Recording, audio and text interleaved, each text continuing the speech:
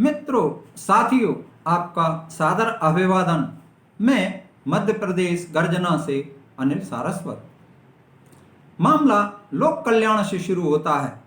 लोक कल्याणकारी सरकार का अर्थ जनता का सर्वांगीण विकास करना है।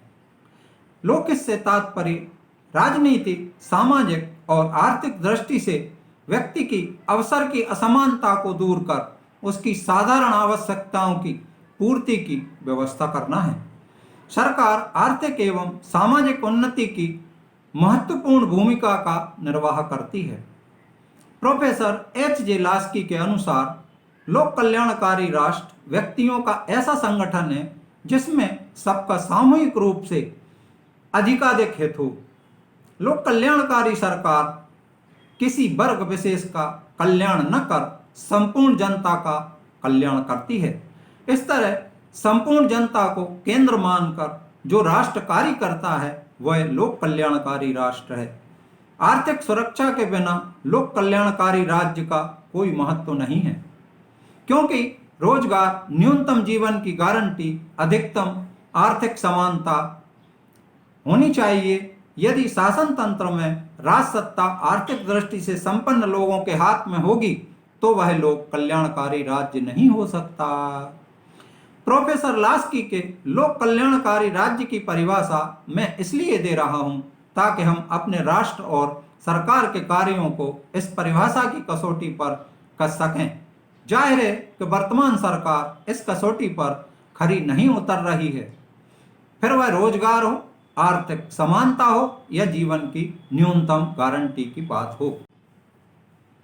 हमारे देश की शीर्ष 10% आबादी पर देश की कुल संपत्ति का 51.33% हिस्सा है। वहीं करीब 60% आबादी के पास सिर्फ 4.8% संपत्ति है।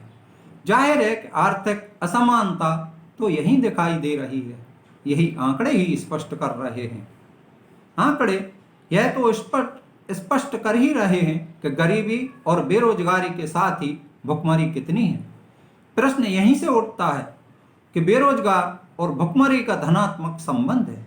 जब बेरोजगारी है तो व्यक्ति दोनों समय का भोजन कर ही नहीं सकता, क्योंकि उसके पास आय के साधन ही नहीं है। इसलिए वह दोनों समय 2 जून की रोटी उपलब्ध नहीं कर सकता। आइए अब हम नजर डालते हैं पिछले 6 वर्षों की बेरोजगारी पर। 2014 में 4,21,000 रोजगार का सृजन हुआ, अर्थात 4,21,000 व्यक्तियों को रोजगार मिला।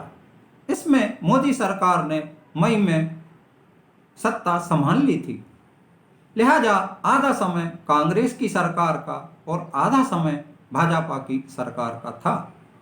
2015 में 1,35,000 नौकरियां ही मिल सकी। 2016 में केंद्र सरकार ने निर्माण, उत्पादन, व्यापार आदि क्षेत्रों में 2,31,000 रोजगार प्रदान किए। यहाँ यह उल्लेख करना जरूरी है, 2009 में जब मनमोहन सिंह की सरकार दोबारा सत्ता में आई थी तो 10,60,000 रोजगार दिए गए थे। 2009 में ही यह रोजगार दिए गए थे। ठीक इसके विपरीत 2014 के चुनाव में मोदी ने प्रतिवर्ष 2 करोड़ रोजगार देने का वायदा पूरे देश में खुले मंचों से किया था। मैं और वायदों का जिक्र अभी नहीं कर रहा हूं। मैं सिर्फ भुखमरी, बेरोजगारी, आर्थिक असमानता को ही लेकर अपनी बात कर रहा हूं।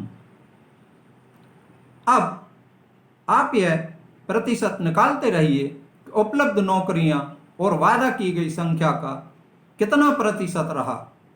2017-18 की CMIE की रिपोर्ट के अनुसार करीब 1 करोड़ 1 लाख व्यक्तियों की नौकरियां चली गईं, पर सरकार ने संसद में कहा कि छोटे कारोबारों में नौकरियों पर नोटबंदी को लेकर उसके पास कोई डाटा नहीं है।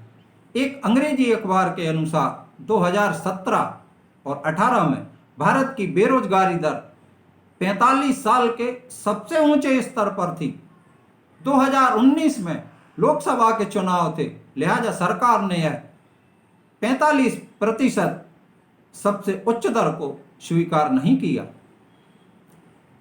2020 की जनवरी फरवरी में सरकार ने स्वीकार कर लिया जब लोकसभा के चुनाव हो गए। 2018 में तो उम्मीद के विपरीत कार्य हुआ, अर्थात 11 मिलियन, 1 मिलियन में 10 लाख होते हैं, 11 मिलियन नौकरियां चली गईं। इसमें 9.1 मिलियन शहरी क्षेत्र में और ग्रामीण क्षेत्र में, जो कि भारत की कुल आबादी का 2/3 है, इसमें नौकरी का 84% व्यक्ति बेरोजगार हो गया। वेतनभोगी कर्मचारियों की 3.7 मिलियन नौकरियां चली गईं।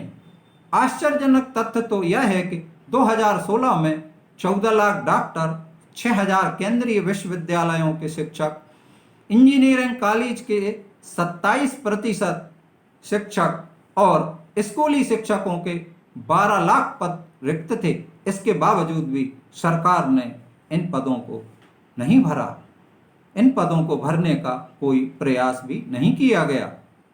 मीडिया विजल में प्रकाशित समाचार के अनुसार 3 मई 2020 के समाप्त हुए सप्ताह के दौरान बेरोजगारी दर 27.1% तक पहुंच गई।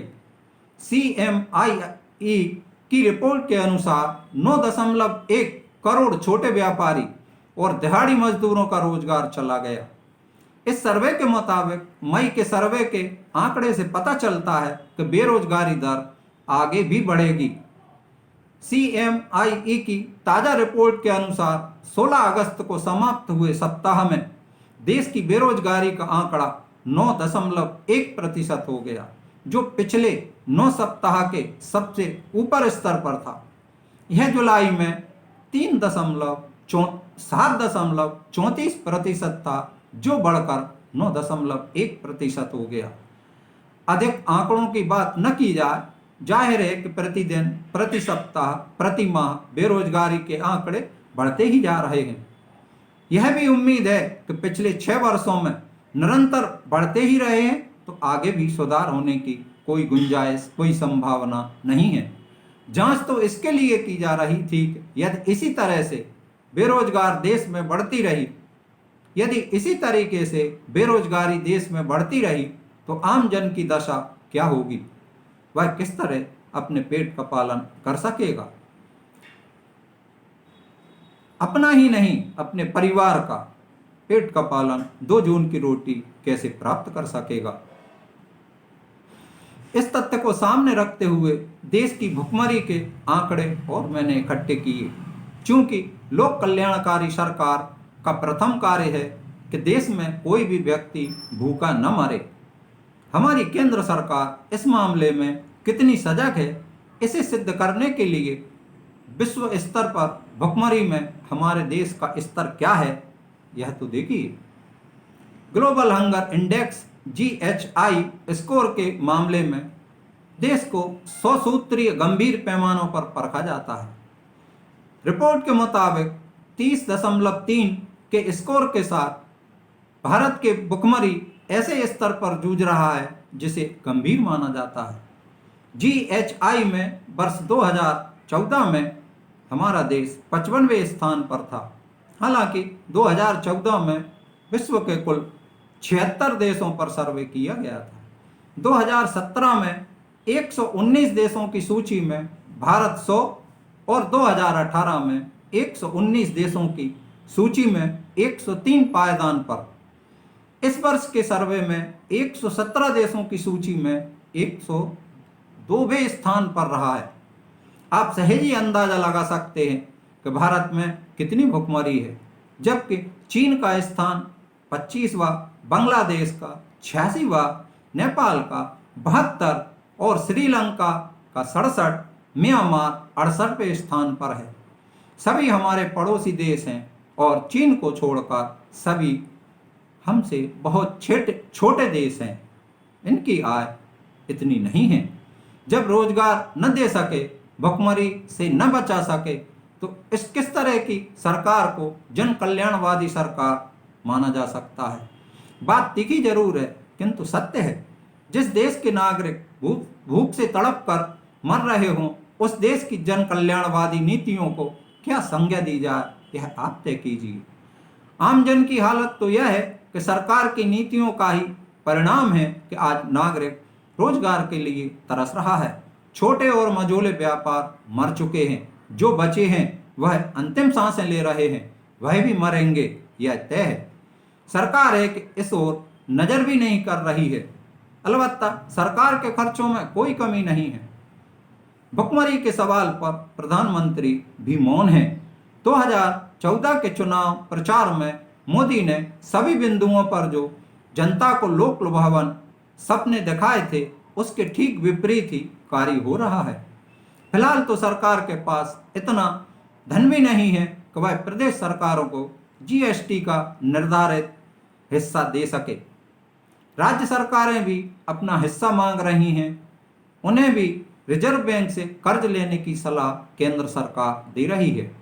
2016 की नोटबंदी और जीएसटी को लागू करना देश की अर्थव्यवस्था को खराब करने का महत्वपूर्ण कारण रहा है। यह प्रमुख कारक है जिससे हमारी अर्थव्यवस्था निरंतर गिरती जा रही है। इन्हें सरकार मानने के लिए तैयार नहीं है। सरकार सिर्फ गोल गोल घुमा रही है। सरकार के खर्च भी काफी बड़े हैं।